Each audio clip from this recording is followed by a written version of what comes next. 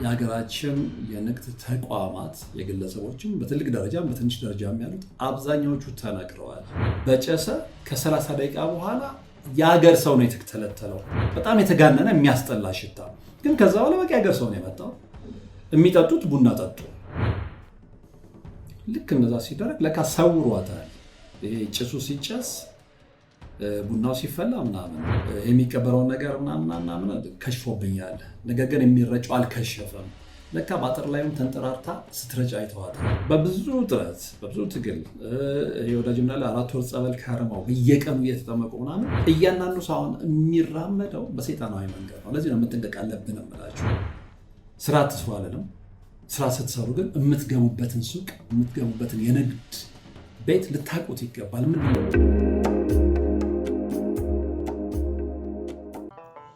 የአጋዕዝተ ቅድስት ሥላሴን 17 ዓመት በሙሉ በጭራሮ ግድግዳ መቆም መስማት ለተዋህዶ ልጆች ልብ የሚሰብር ትልቅ ሐዘን ነውና እጃችሁን ዘርጉ ባልነው መሠረት አላሳፈራችሁንም።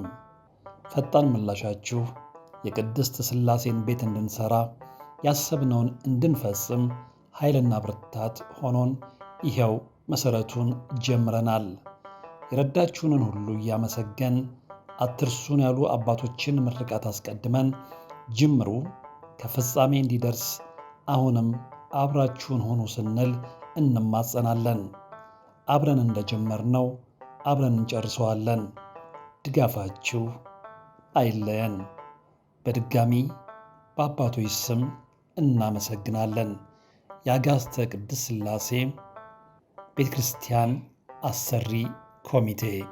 ሰላም ጤና ይስጥልን። በሀገር ውስጥና በመላው ዓለም የምትገኙ ወደ ቻናሌ ተከታታዮች ያው ዛሬም በእግዚአብሔር ፍቃድ ተገናኝተናል። እንግዲህ ለዛሬ በጣም የሚገርም ታሪክ ነው ለእናንተ የማቀርበው። ስለሆነም እስከ ፕሮግራሙ ፍጻሜ አብራችሁ እንድትሆኑ ጋብዘው በታላቅ አክብሮት ነው። እንደተለመደው እንግዲህ ዛሬ የአበባ መሸጫ ሱቆችን ጉድ ነው የምነግራችሁ እና አንዳንድ ጊዜ ለካ ብዙ የማናውቃቸው ነገሮች ተደብቀውናል እና በየጓዷችን በየጉራጉንጉሩ የሚሰሩ ነገሮች በጣም የሚገርሙ ናቸው። በተለይ ደግሞ ይሄ ከአስማት ከድግምት ገበያ ከመሳብ ጋር የሚደረጉ ነገሮች በጣም አስገራሚ ናቸው እና ዛሬ አንድ በጣም በቅርበት የማውቃቸውን ልጆች አግኝቼ ነበር። ልጆች የምላቸው ምንድነው ልጆች ስለሆኑ ነው። ኦፍኮርስ በእድሜ ገና ያንግ ስለሆኑ በወጣትነታቸው የተጋቡ ልጆች ስለሆኑ ነው ያንን የምለው እና እንደውም ስንፈልግህ ነበር አሉኝ እና ስለፈለጉኝም ነው ያገኙኝ።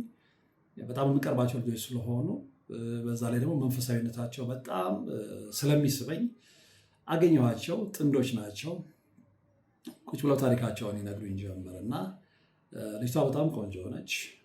እሱም ቢሆን ሁለቱም እንግዲህ በቃ ባልና ሚስት ከአንድ ባህር ይቀዳል ነው የሚባለው። እሱም ሸበላ የሚባል አይነት ልጅ ነው። እሷም በጣም ቆንጆ ልጅ ነች።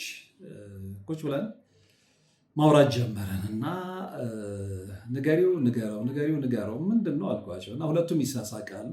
ከዛ ባካቸው ሰስፔንስ አታርጉኝ፣ ስቶሪውን ንገሩኝ አልኳቸው እና ይህንን ለእናንተ የማደርሰውን በጣም የሚገርም ታሪክ ነገሩኝ እና ምንድን ነው የሆነው?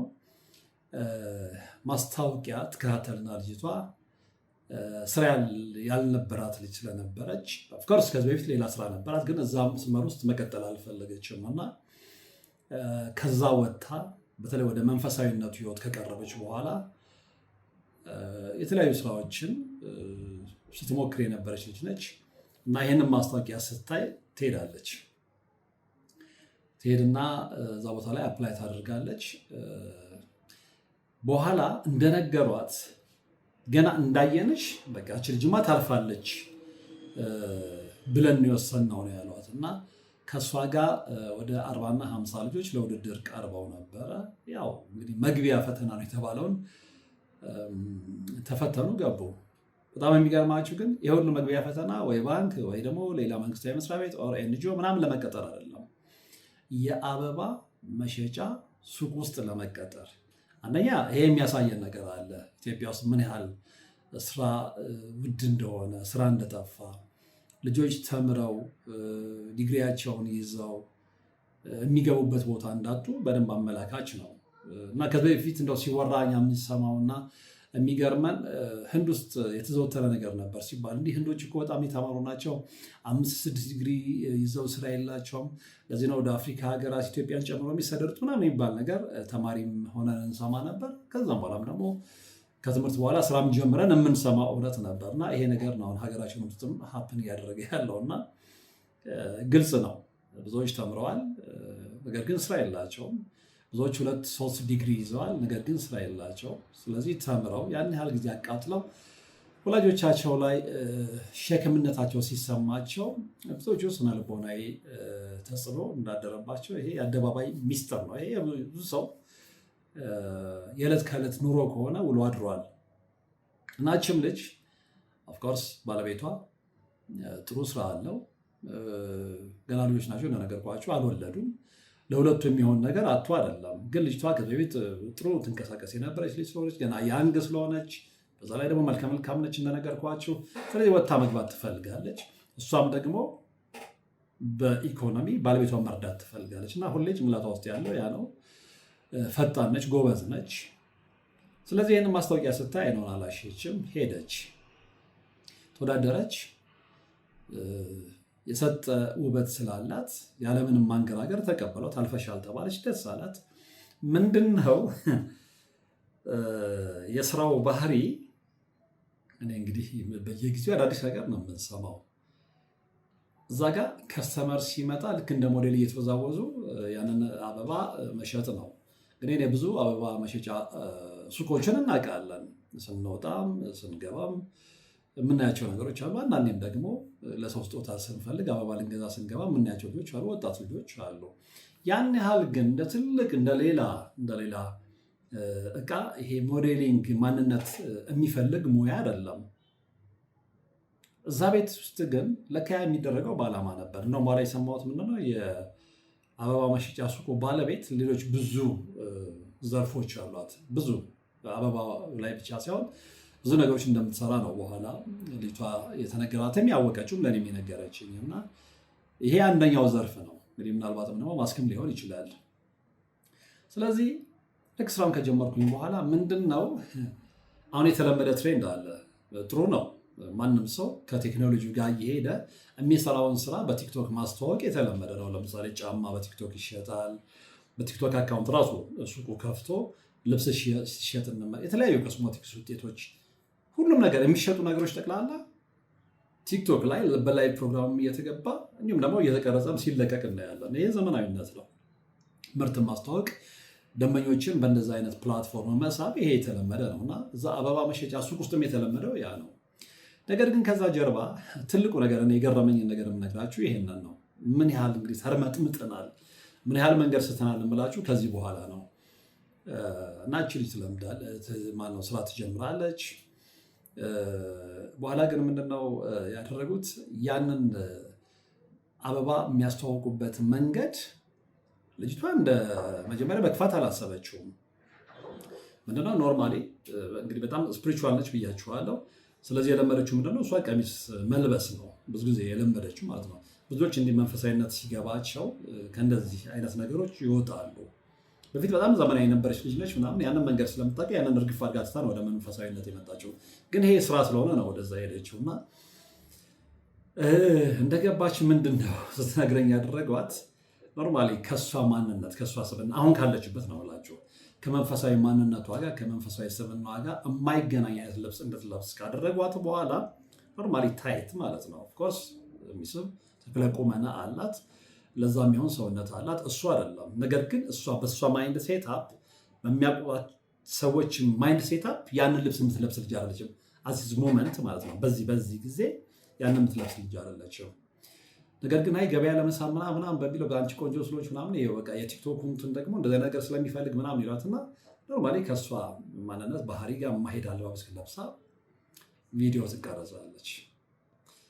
ስለዚህ እንትን አበባ ምናምን እንደዛ አይነት ነገር ማለት ነው። እንግዲህ ብዙዎቹ ይህን ጫማ ታዩታላችሁ፣ ከእንትን ነው የመጣው፣ ዋጋው እንደዚህ ነው ምናምን፣ አድራሻችን ምናምን፣ ጫማ፣ ልብስ፣ ሽቶ፣ ኮስሞቲክስ ምናምን እንደዚህ የተለመደ ነው እና አበባውንም እንደዛ ነው እንትን ያለችው እና መጀመሪያ ግን አለች ይሄ ሁሉ ለምን አስፈለገ ብዬ ነበረ።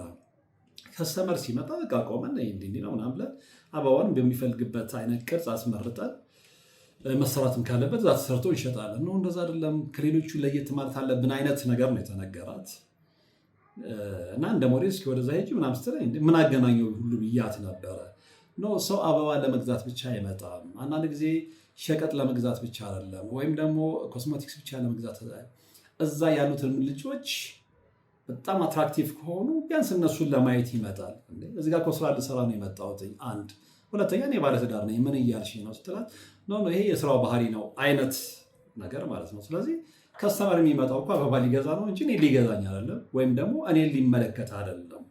እና ትንሽ ዊርዶ ሆኖብኝ ነበር አለች። ከዛ በቃ ይሄ እኮ ዘመናዊነት ነው ምናምን በሚል ነገር ይሸፋፍኑና ልጅቷ ስራዋን ትቀጥላለች። የመጀመሪያው ቪዲዮ በዛ አይነት ሁኔታ ታይት ለብሳ ምናምን እንደዚህ አበባውን እንትን እያለች የአበባን ውበት ስለ አበባ ድንቅ ተፈጥሮ ምናምን የተነገረች ቪዲዮ ተሰራ፣ ተለቀቀ። ከዛ ያዩት ሰዎች የሚያውቋት ልጆች እየደውሉ ምንድን ነው አሏት። ምን ስትላቸው እንዲህ እንዳይተናል ግን ነው ይሄ አንቺን የሚመጥልን አይደለም፣ አበባ ማስተዋወቁ ሳይሆን እዛ ላይ የለበሽው አለባበስ አልሳበንም የሚል ነገር ነገሯት። እና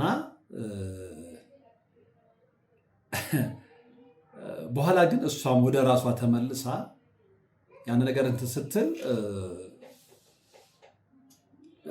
የምትለው ነገር ነው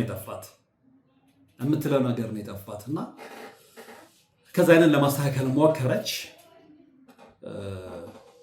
ቻለች ማለት ነው። ኮሜንት ከሰማች በኋላ በቃ በዛ አይነት መልኩ መቀጠል እንደሌለባት ራሷን ታሳምናለች። በኋላ አንድ ቀን ሁለት ቀን እንደዛ ከሰራይም በኋላ አለች፣ ሶስተኛው ቀን ላይ አሁን ልጅ እንግዲህ ስፒሪቹዋል መንገድን ተከትላለች ብያችኋለሁ።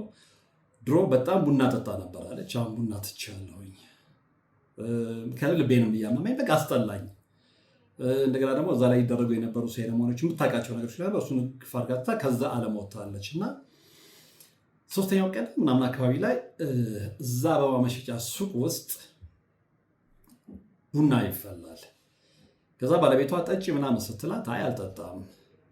ከዛ እንደ ግዴታ ቆጠረችዋለች። ኖ ቡናማ መጠጣት አለብሽ ምናምን። ነገርኩሽ አልጠጣም። ድሮ በጣም ሱስ ነበረብኝ እጠጣ ነበረ፣ አሁን ግን ስላስጠላኝ ልቤንም ስለሚያመኝ ተውኩት ትላታለች። ዝርዝር ውስጥ መግባት አልፈለገችም። እና እች ልጅ ከዚህ በፊት በብዙ ነገር ተፈትናለች። በተለይ ከመናፍስት አሰራር ጋር በተያያዘ ብዙ የምታውቃቸው ነገሮች ነበሩ።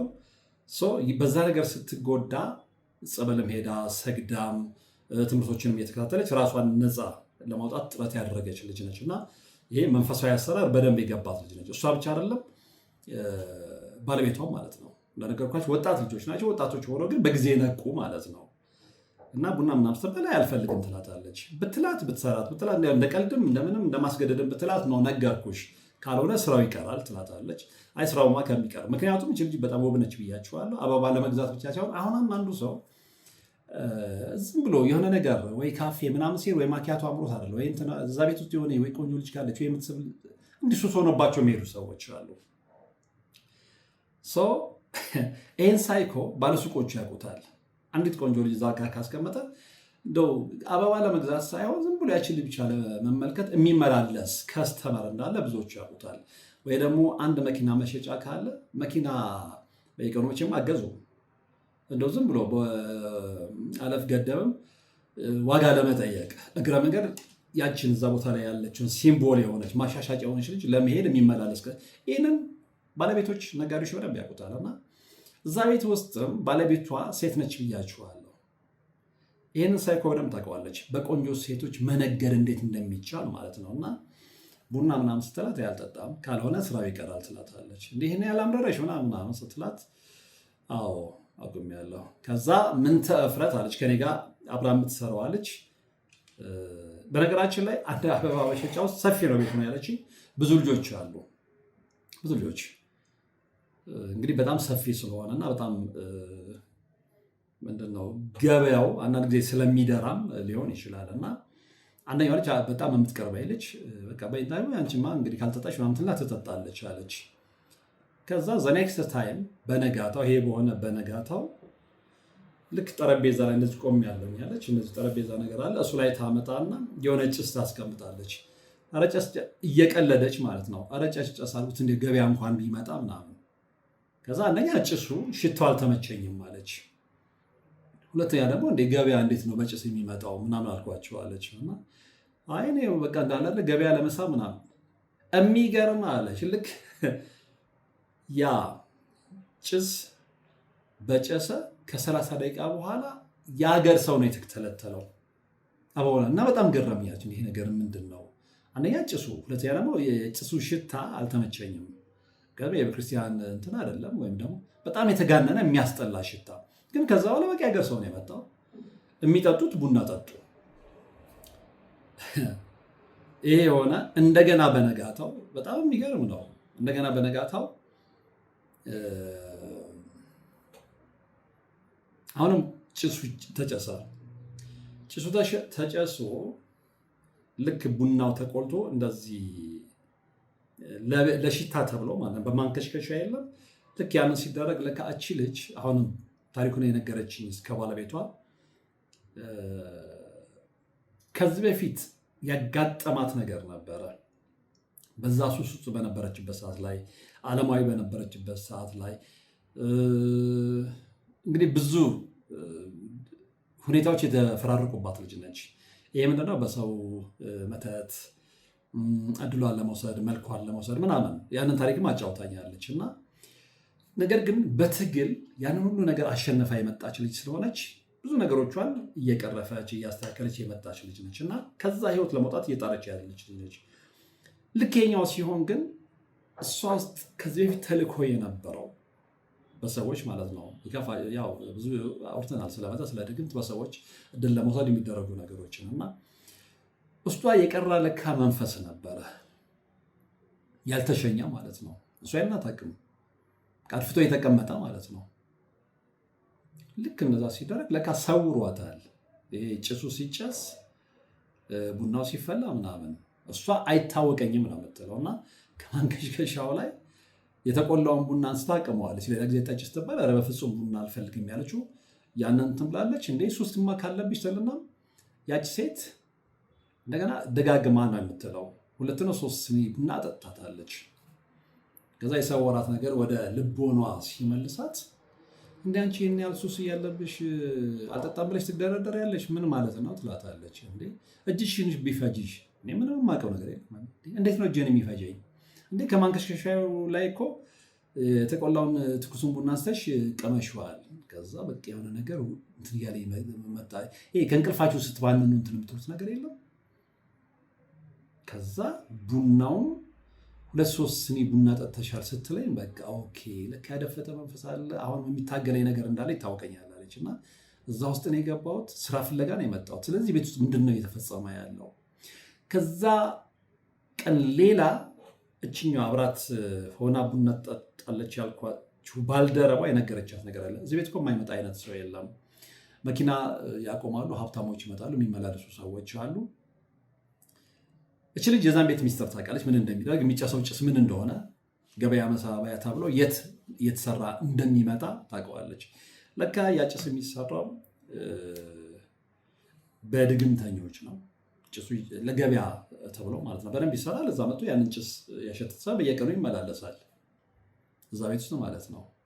ይፈልግም ባይፈልግም ስጦታ ቢሰጥም ባይሰጥም እየመጣ አበባ ይገዛል። እንደዚህ አይነት ሰዎች ሲመጡ በጣም ከስተመር ከመሆናቸው የተነሳ ሲቀራረቡ እርስ በርስ የሚያወሩት ነገር አለ። የዛን ቤት ባህሪ ያውቃሉ። እች ልጅ ሚስጥሩን ሰምታለች። ባልደረቧ ቡና ምጠጣ ያልኳቸው እና ምን ብላ ነግራታለች። አንደኛውን ከስተመር ታሳያትና ይህን ከስተመር አየሽው አይደል? ቁልፉን የመኪናውን ቁልፍ ተመልከች ትላታለች። ምን የተለየ ነገር አለ ስትለው ነው የመኪና ቁልፉን ማንጠልጠያ ቁልፍ መያዣ አለ አይደል? ማንጠልጠያው ሳያዛለች በቃ የሆነ ጌጥ ነገር ምናምን እንደዚህ በጨሌ ምናምን የተሰራ ነገር ይመስላል። በቃ ኖርማሊ ለጌጥ የተቀመጠ ነው፣ ለጌጥ አይደለም አስማት ነው ትላታለች። መኪና ቁልፍ ላይ አስማት ስትላት ልነግርሽ ከምችለው በላይ ባለ ሀብት ነው። በኋላ ከትዬ ጋር ትላታለች። እትዬ ማለት የአበባ መሸጫ ሱቁ ባለቤት ነች። ከእሷ ጋር በጣም ይቀራረቡና እንግዲህ በሌላም አቅጣጫ ሄደው ሊሆን ይችላል፣ እሱ እኛን አያገባንም። ይቀራረቡና ብዙ ነገሮችን መለዋወጥ ሲጀምሩ እንደውም አንዳንድ ነገሮችን ለገበያ መሳቢያ ብሎ የነገራትም እሷ ነች። በዛ መንገድ ሄደች። እሷም ያው ሀሳቡም ስለነበራት በጣም ሀብታም መሆን የለም ብዙ ነገር አላት ብያችኋለሁ። ከአበባ መሸጫው ሱቆቹ ሌሎች በጣም በርካታ ነገሮች ማለት ነው። እነዛ ነገሮች ሁሉ የመጡት በዚህ መልኩ ነው ትልና ሚስጥሩን ትነግራታለች።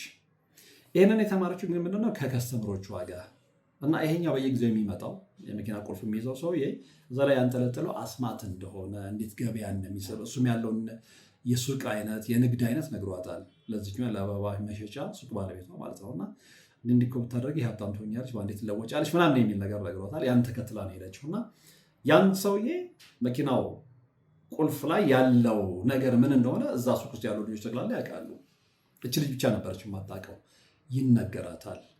ከዛ የሆነ ነገር እየተገለጠላት ይመጣል። እዛ ቤት ውስጥ ዕጣን ሲጨስ ለምን እንደሚጨስ ገበያ ለመሰብሰብ እንደሆነ ከውጭ የሚያውቁ ምስኪኖችን በመተት ለመጥራት እንደሆነ በመተት ልክ ሲገባት አይ ሱቅ ውስጥማ አልሰራም ትልና ከባለቤቷ ጋር ትነጋገራለች። ባለቤቷ በፊትም አላማረኝም አለ። ምክንያቱም የመጀመሪያውን የቲክቶክ ቪዲዮ ሰርታ ስትለቅ አለባበሷ ደስ አላለኝም። ምክንያቱም እሷ በንጹህ አእምሮ ያን እንደማታደርግ አውቃለሁኝ። ምን ቢያደርጓት ነው? እንዴት ቢያስገድዷት ነው? እንዴት ቢያሳምኗት ነው ብዬ ነበረ። ልክ ይህንን ስቶሪ አሁን ለአንተ የምንነግረን ስቶሪ ስትነግረኝ በቃ ይሄ ስራ አይሆንሽም አልኳት። እሷም አልፈልግም አለች፣ ወጣች። ያች ሴትዮ እስከ ቅርብ ጊዜ ደጋግማ የደወለች ትጠራት ነበረ። አልፈልግም፣ አይ በቃ የሆነ ትምህርት ልቀጥል ስል ጊዜ ልስጥሽ፣ እኔ ከፈለግሽ ከ2 ወር በኋላም ከፈለግ ከ3 ወር በኋላም ላይ እጠብቅሻለሁ። በቃ እሷ እንግዲህ የምታማክረው ደብተራም ይሁን ከደብተራው ጋር ተዋርሶ የሚሰራው የአጋንንት መንፈስ ልጅ ላይ ያየው ነገር አለ ማለት ነው። በቦታ እርግፍ አድርጋ ትተውና ልክ ስትመጣ ባለቤቷም ጠንካራ ነው ብያችኋለሁ። እና ነው ይሄ አንቺ መስመር አይደለም፣ አሁን የነገርሽኝ ነገር ደግሞ በቃ እኛ የምንቃወመውን ነገር የሚያደርግ መንፈስ ነው። ስለዚህ በፍጹም ከዚህ በኋላ አንቺን ብትይም አላስኬድሽ የሚለንና ቤት ያስቀራታል። ከዚያ የሆነ ቀን ጸሎት እያደረገን እያለ ኖርማሊ እዚሽ ልጅ ላይ እንትኑ መጮህ ይጀምራል መንፈሱ። ከዛ ምንድነው ባለሆነ ያለው አንተ የልጅ ቡዳ ነው ያለው። አንተ የልጅ ቡዳ ጭራሽ በትክክል የምመለክበት ቤት ውስጥ አምጥቼ አስገባኋት ብዬ ደስ እያለኝ ጭራሽ አንተ ታስወጣብኛለህ ብሎ ከዚህ ልጅ ጋር ሙግት ይገጥማል። ማን? መንፈሱ። ተረት ለሚመስላችሁ ሰዎች አይደለም ይሄ ነገርኩ ያለሁት። እንደዚህ አይነት ነገር ከተማችን ውስጥ እንዳለ ነግሬያችሁ እንዳትሳሳቱ መንገድ እንዳትስቱ ለምትሹ ሰዎች ነው ይሄንን የምነግራችሁ። ብዙ ወጣቶች ስራ ይፈልጋሉ፣ የማያውቁት ነገር ውስጥ ግን ይገባሉ እና ከዛ አጅሬ አንተ ነህ ይላል። ያው መንፈሳዊ ውጊያ ስለገባው፣ ስለዚህ በመጠሪያ እየቀጠቀጠ ሲያስለፈልፈው የሚገራርሙ ታሪኮችን ይሰማል። ስለዛ ቤት እንዴት ገበያ እንደሚሳብ፣ እንዴት ሀብታሞች እንደሚመጡ፣ አብዛኞቹ ሀብታሞች የመኪና ቁልፋቸው ላይ የሚያስደግሙት ምን እንደሆነ፣ ያ የሚደገመው ነገር እድል ወይም ደግሞ ይሄ ሀብትን ከማምጣቱ ውጭ መኪናውን በፈለጉበት ሰዓት ላይ በፈለጉት ዋጋ እንዲሸጡ እንዲህ አይነት ነገሮች ማለት ነው። ስለዚህ በትክክለኛው መንገድ አለም ይሄ በተፈጥሯዊ ሳይሆን ይሄ በአጋንንት መንፈስ ከዛ ጋር በተያያዘ መንፈስ ማለት ነው። እና መጨረሻ ላይ ግን በጣም እልህ የተጋባው ግን ትክክለኛ ቦታ ላይ አምጥቼ ከተትኳት ብዬ ነበር። እቺ ልጅ ለካ መንፈሱ ሊቀልድባት ሊጫወትባት ይፈልግ ነበር፣ ጥንካሬዋን ስለማይፈልግ፣ ወደ እግዚአብሔር መመለሷን ስለማይፈልግ። ከዚህ በፊት እንግዲህ ባክግራውንዷ ላይ በብዛት ባዕድ አምልኮ ይከተል ከነበረ ቤተሰብ የመጣች ልጅ ነች። ያ ስለገባት ግን በጦርነት በመንፈሳዊ ጦርነት ያንን አሸንፈው ወደ ትክክለኛ መስመር እየገባች ያለች ልጅ ነች። ከባለቤቷ ጋር ለቅዱስ ቁርባን እየተዘጋጀች ያለች ልጅ ነች። የእግዚአብሔርን መንገድ የምትፈልግ ልጅ ነች፣ የምትሰግድ ልጅ ነች። እና ይህንን ያኔ ከቤተሰብ ይሄ ከዘር ማንዘር የሚመጣውን አይፈልገውም መንፈሱ። ስለዚህ ምንድነው በዛም በዛ የሚልና ልክ ስራ ስትፈልግ ወስዶ የሚወሽቃት ምን ውስጥ ነው? እንደዚህ አይነት ሰዎች ያሉበት ቦታ ላይ ይህን አዳልሞቲ ጠቋር ምናምን ያሉበት ቤት። ስለዚህ የአበባ መሸጫው ዋናዋ ሴትዮ ጠቋር አዳልሞቲ ምናምን መንፈስ ያለባት ሴት ነች የምታጨሰው። የሚገርም የሚጨሰው ነገር ላይ በኋላ ሲነገረኝ ከሰራተኞቹ ሽቶሉ እየተቀላቀለ ነው ጣሉ ላይ የሚጨሰው በምክንያት ማለት ነው፣ እየተነገራት ስለሆነ ያለው መንፈስ ይህንን አጭ ስለሚላት ማለት ነው። ስለዚህ ያ መንፈስ ምንድነው? የአጋንንታዊ መንፈስ ስለሆነ ገበያ ይሰበስባል፣ እንደዛ አይነት ነገር ማለት ነው። ስለዚህ የዚች ልጅ የሀብት ሚስጥሩ ታወቀ ማለት ነው። እና ልጁ ከዛ በኋላ ሲያስቀራት ለአንድ ሳምንት በጣም ፈትኖ የነበረ አለ። በየጊዜው ይነሳባታል። መልሶ ግን እኔ ነው እንትን የሚለኛል፣ ያስፈራራኛል፣ ይስብኛል። ግን ያው እኔ መንገዱን ስለማውቀው በምንም እንደማስወግደው ስለማውቀው እንደምዝበል አንተ በእኔ ላይ ስልጣን የለህም እያልኩኝ አናግረዋለሁ አለ። እናንተ የልጅ ቡዳ ነው የሚለው ደጋግሞ፣ አንተ የልጅ ቡዳ፣ አንተ የልጅ ምች ከደህና ቦታ ላይ አመጣለሁ፣ አስመልክበታለሁ፣ በቃ በትክክል ፈረስ ያደርጋታለሁ ብዬ ካሰብኩበት ቦታ ላይ አስመለጥከኝ እያለ በእልህና በንዴት ነው የሚናገረዋል። እና ይህንን የሚነግረኝ ለምንድን ነው? እኛስ መንፈሳዊ ውጊያው ስለገባ ነው። መንፈሳዊ ውጊያው ያልገባቸው ግን እንደዚህ አይነት ቦታ የአጋንንት ፈረስ የሚሆኑ ልጆች አሉ፣ ያለምንም እውቀት ማለት ነው። ስለዚህ እነዚያን ቦታ ላይ የተለየ ኦድም ነገር የምትመለከቱ ልትጠነቀቁ ይገባል። እናንተ የዋህነት ነው፣ ቤተሰቦቻችሁን ለመርዳት ካላችሁ ፍላጎት ነው እንጂ አሁን ብዙ ነገሮች መስመር ስተዋል፣ ብዙ ነገሮች መስመር ተበላሽተዋል። ሰው ለሰው አይተኛም። እንደውም ይሄንን ታሪክ እየሰራው ምን ትዝ አለኝ፣ አንድ ከውጭ የመጣ ጓደኛዬ የእናቴን መሞት በጣም ሌት ሆኖ ነበር የሰማውና ሰዎች ነግረውት ሊያገኘኝ ይፈለገና ተገናኝተን በእግረ መንገድ ብዙ ነገሮችን አወራንና ባልኳችሁ ከውጭ ነው የመጣው። ሌት ሆኖ ስለሰማ እንዲህ እኮ ነገር ላይ ነግረው ምናምን አለን። አይ ችግር የለውም። ያንን ካወራን በኋላ በቃ የገጠመውን ነገር እንደውም ከዛም ከመጣሁ በኋላ እኮ ከውጭ ከመጣሁም በኋላ እኮ እኔም ጥሩ ነገር ውስጥ አልነበርኩም። ደግሞ እኔ ምንድነው ያሰብኩት እሱም እንደኔ ወይ ሀዘን አጋጥሞት ይሆን ነበረ። ያ አይደለም የገጠመው። ምንድን ነው የሆነው? እሱ ልክ ከውጭ ከሚኖርበት ሀገር ይመጣና ከባህር ማዶ ያረፈው እናቱ ቤት ነው የሚኖረው። ያው ትልቅ ቤት አለ፣ የድሮ ቤት። ስለዚህ ሲመጣ እናቱ ጋር ነው የሚያርፈው። የራሱ ቤትን ቢኖረው አከራይቶት በመጣ ቁጥር የሚመቸኝ እናቴ ጋር ነው ያደግኩበት ሰፈር ነው ስለሚል ጓደኞቹን በቅርበት ማግኘት ስለሚፈልግ እናቱ ቤት ነው የሚኖረው እና መጥቶ እናትዬ የቀጠሯትን ሰራተኛ ያውቃታል። በተመላለሰ ቁጥር የሚያያት እሷን ነው። ቤተሰብ አድርገዋታል። ቤተሰቡ ይወዳታል እና በቤት ሰራተኝነትን ብትገባም ግን አንደኛው የቤተሰብ አባል ሆና ነው የምትቆጠረው። ሰው እች ልጅ ለካ ሌላ ዓለም ውስጥ ነው ያለችው፣ ሌላ ዓለም ውስጥ እና እዛ ቤት ረጅም ዓመት አገልግላ እሷ ተቀይራ ሌላ አዲስ ልጅ ነች የገባቸው። እሱ የሚያውቃት ይችኛዋ ልጅ በተመላለሰ ቁጥር የሚያያት ሰራተኛ ለቃለች። አዲስ ሰራተኛ ነች የመጣችው። አዲሷን ሰራተኛ ከገባ በኋላ አይቷታል፣ ግን ባክግራውንዷ ምንድነው ምናምን የሚለው ነገር አያውቅም። እና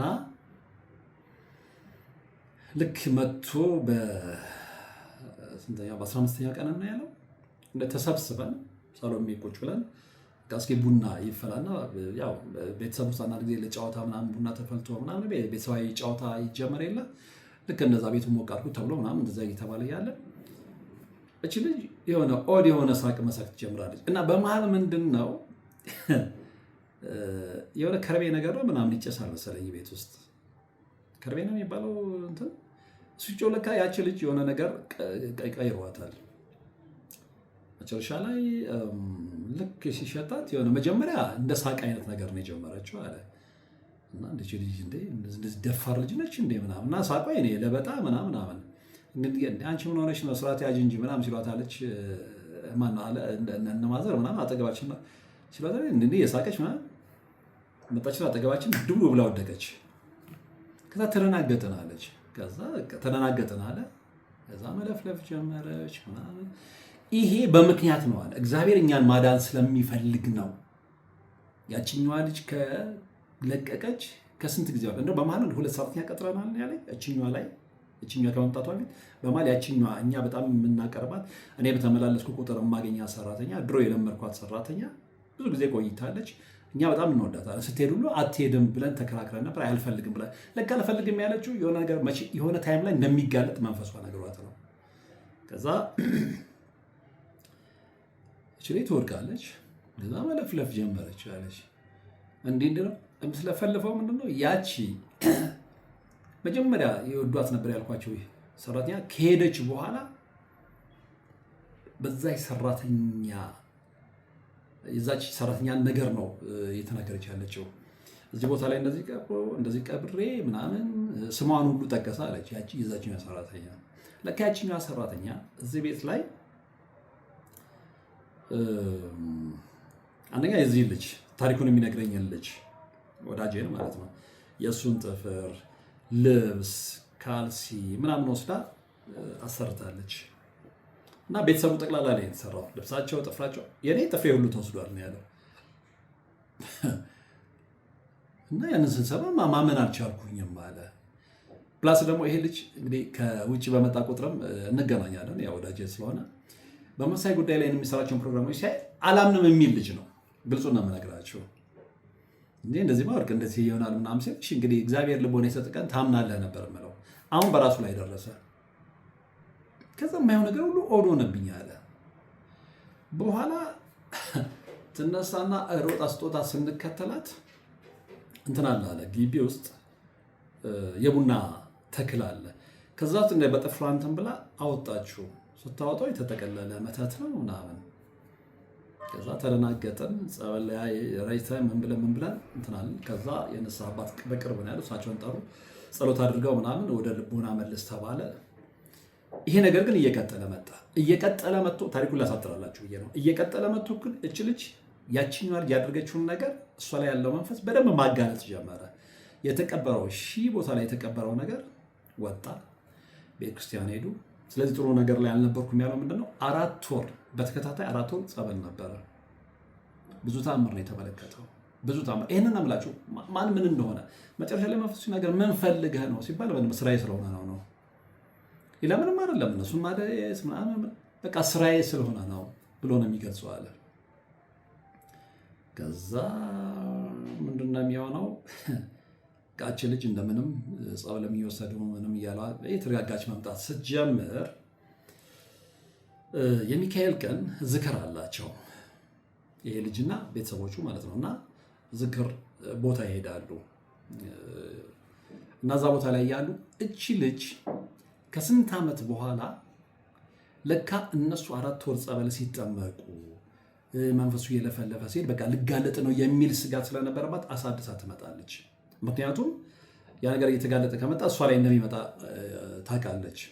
መንፈሱ መልሶ ወደ እሷ እንደሚመጣ እንደሚያሰቃይ ስለምታውቅ ከዛ ለመዳን ትልና አሳድሳ። በጣም የሚገርማችሁ የመጀመሪያው በ1,000 ብር ነው ያሰራችኋል። ይታያችሁ የሰው ልጅን ህይወት ለመረበሽ በ1,000 ብር ማሰራትና ቤተሰቡን ጠቅላላ መበጥበጥ። ሁለተኛ ዙር ላይ ስታሳድስ በ4,000 ብር ነው። ይናገራል። ስትይዙ ጠንካራ ሰው ሲያገኝ ጠንካራ ጸበል ውስጥ ስትገቡ ጠንካራ የእምነት አባት ስታገኙ በደንብ መጋለጥ ይችላል። ስለዚህ በ5,000 ብር ጠቅላላ ድምር የሰውን የቤተሰብን የሙሉ ቤተሰብን ህይወት መበጥበጥ አስቡት። ከዛ እኛ ልክ ሚካኤል ሄድን ቀን ልክ ያንን ቀን ታውቀዋለች። ቤትም እንደማንኖር መጣች አለች።